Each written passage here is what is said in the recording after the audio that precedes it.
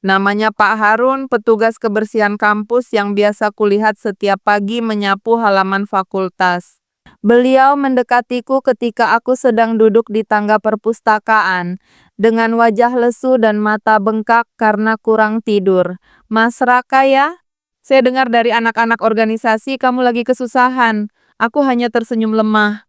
Tak menyangka, di tengah lautan wajah-wajah asing yang berlalu lalang setiap hari, masih ada satu yang memperhatikan. Lalu beliau melanjutkan, "Kalau Mas nggak keberatan, saya tahu satu tempat. Rumah penampungan untuk anak-anak jalanan. Mereka butuh relawan pengajar malam hari. Memang nggak bisa kasih uang besar. Tapi mereka sediain tempat tinggal dan makan." Aku terdiam. Bukan karena ragu, tapi karena hati ini tiba-tiba terasa hangat. Rumah penampungan itu terletak di pinggiran kota. Sebuah bangunan sederhana dengan cat dinding yang mulai mengelupas, tapi suasananya entah kenapa membuatku merasa seperti pulang.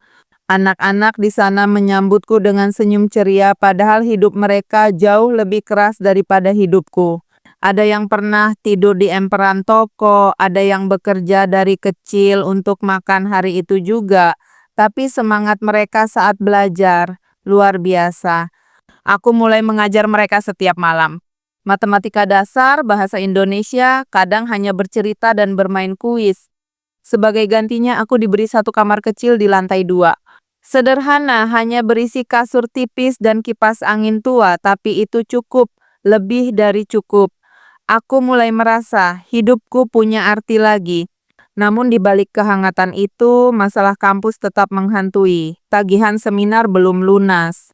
Aku sudah mengajukan surat permohonan keringanan ke pihak kampus, tapi jawabannya tertunda dan waktu terus berjalan. Hingga suatu sore saat aku baru pulang dari kampus ke rumah penampungan, aku mendapat telepon dari bendahara organisasi. "Raka, maaf, tapi kamu harus melunasi minggu ini. Kalau tidak, kamu akan dikenai sanksi akademik." Suara itu menggema di kepalaku. Dunia seakan runtuh seketika. Aku duduk diam di tepi ranjang menatap jendela kecil yang menghadap langit senja. Semua yang sudah kulakukan masih belum cukup. Dan di sanalah aku dihadapkan pada satu pilihan terakhir.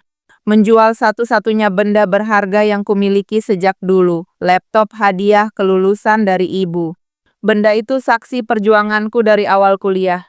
Dari tugas pertama, presentasi penting hingga proposal seminar, benda itu adalah perpanjangan dari mimpi yang sedang aku kejar. Tapi kini, benda itu mungkin satu-satunya jalan agar aku bisa bertahan. Aku genggam laptop itu malam harinya. Mengusap pelan permukaan casingnya yang sudah penuh stiker seminar dan label nama. Lalu aku berdoa dengan suara lirih dan mata basah. "Ya Tuhan, kalau memang aku harus kehilangan ini agar bisa tetap melanjutkan kuliahku, maka izinkan aku melepaskannya dengan ikhlas." Pagi itu, aku melangkah ke sebuah toko elektronik bekas dengan perasaan campur aduk.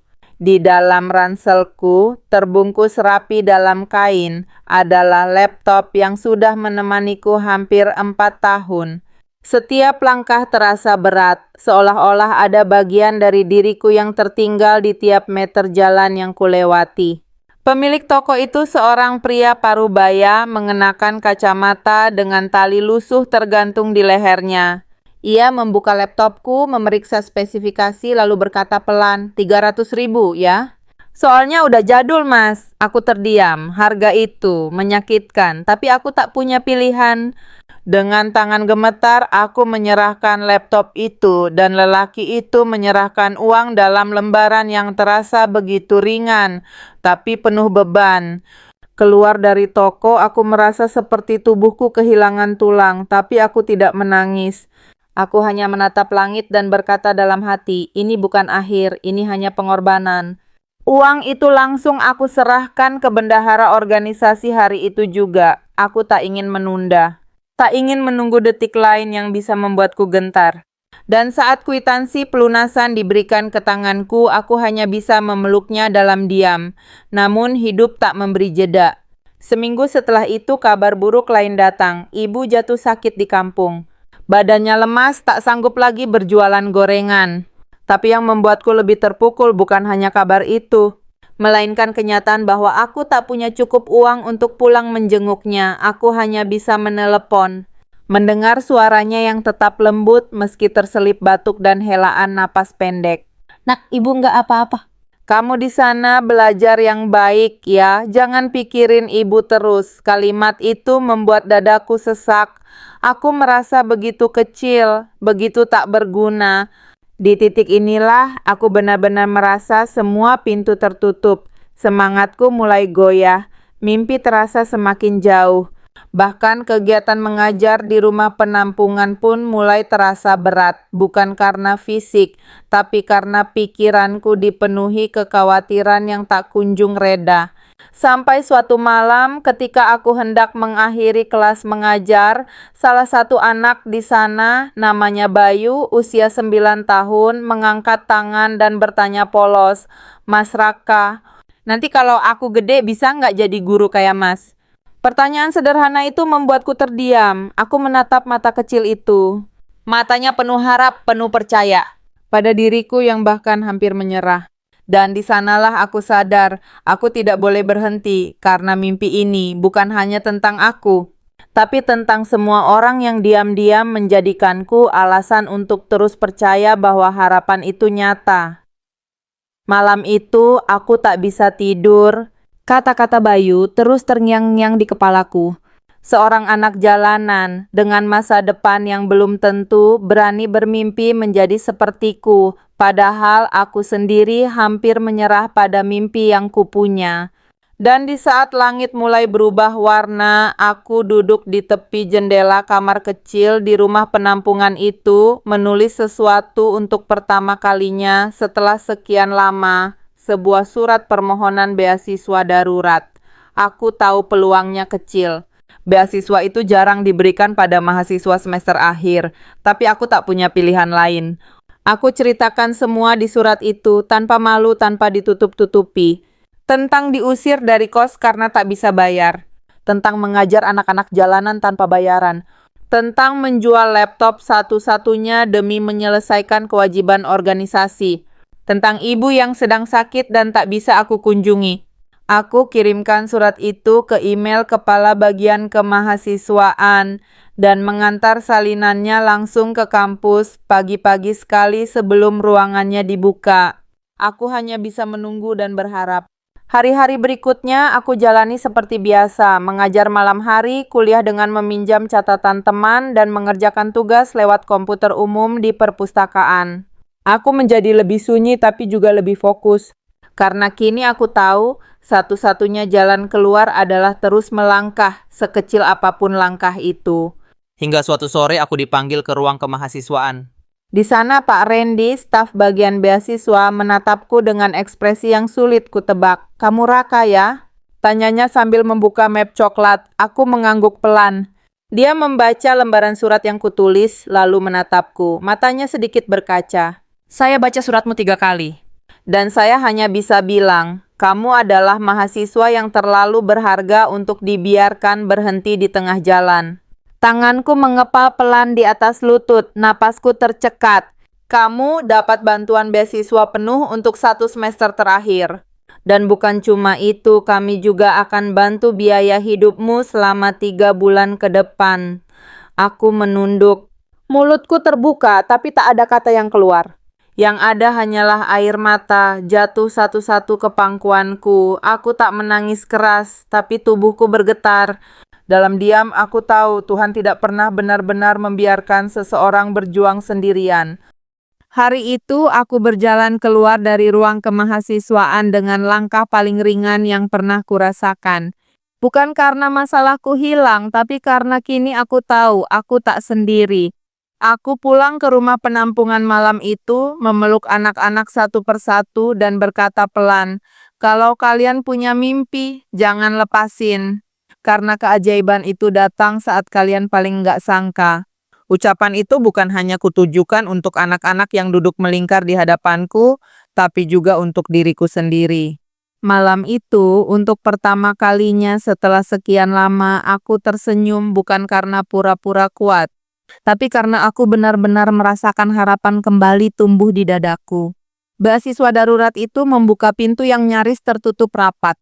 Aku mulai bisa bernapas tanpa dikejar rasa cemas akan tagihan. Aku bisa kembali kuliah dengan tenang, bahkan mulai mengerjakan skripsi dengan bantuan komputer kampus. Meski harus bolak-balik rumah penampungan, perpustakaan, dan kelas, langkahku terasa lebih ringan. Suatu pagi, Pak Harun, ya beliau yang pertama kali mengenalkanku ke rumah penampungan, menghampiriku di halaman kampus. Dengan senyumnya yang khas, ia berkata, "Kamu berubah, Mas Raka. Dulu matamu penuh beban, sekarang matamu penuh nyala." Aku tertawa kecil. "Saya cuma bersyukur, Pak, masih bisa jalan terus." Pak Harun menepuk bahuku pelan. "Teruskan. Banyak orang diam-diam belajar dari kamu. Hari-hari berjalan cepat, skripsiku masuk bab 3. Aku mulai diundang jadi pembicara kecil-kecilan di komunitas kampus. Bukan karena prestasi luar biasa, tapi karena kisahku menyebar diam-diam. Aku sempat kaget saat seorang dosen berkata, "Kisahmu menyentuh hati kami semua. Kamu membuktikan bahwa mahasiswa bukan hanya soal nilai, tapi soal nilai hidup." Tapi dari semua yang mulai terasa membaik, satu hal masih jadi bayang-bayang, Ibu. Sudah hampir 2 bulan aku belum bisa pulang. Meski kondisi beliau sudah sedikit membaik, aku tetap menyimpan rasa bersalah karena belum sekalipun menjenguknya. Sampai akhirnya kampus mengadakan acara peringatan Hari Ibu. Setiap mahasiswa diminta membuat video pendek tentang sosok ibu dalam hidup mereka. Aku ragu. Tapi malam itu, aku menyalakan kamera pinjaman dan merekam diriku sendiri di ruang kecil rumah penampungan.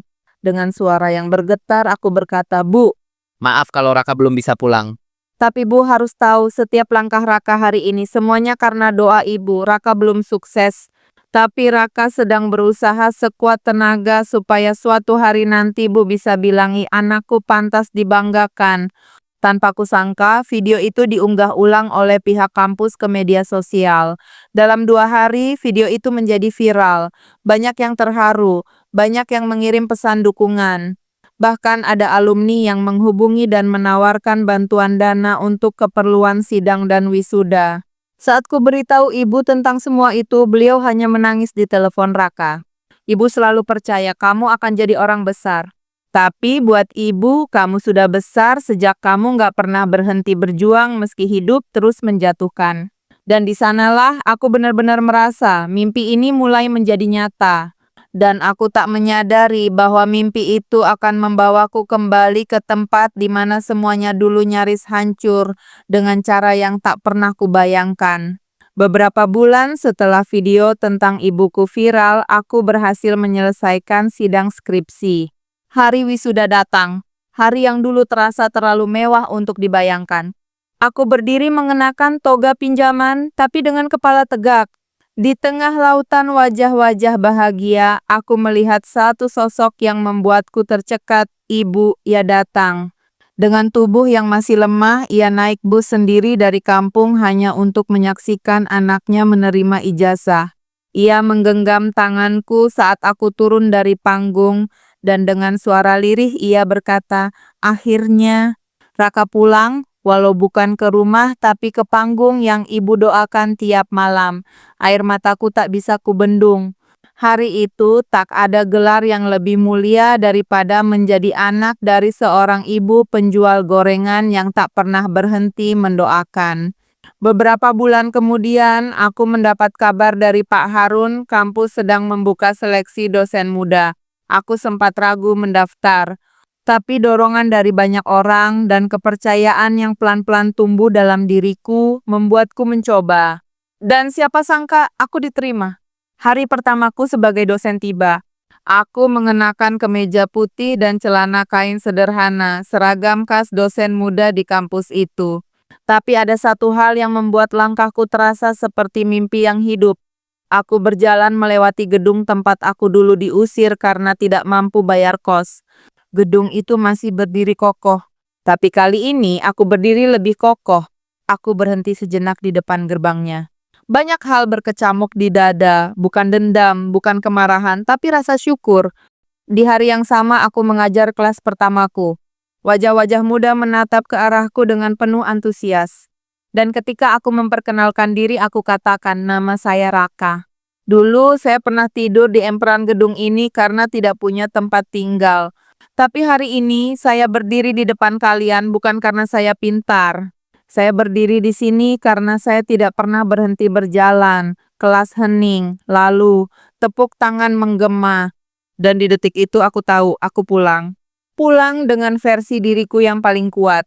Dan hari itu aku menerima sesuatu yang dulu rasanya seperti mimpi paling tinggi, kunci ruang dosen.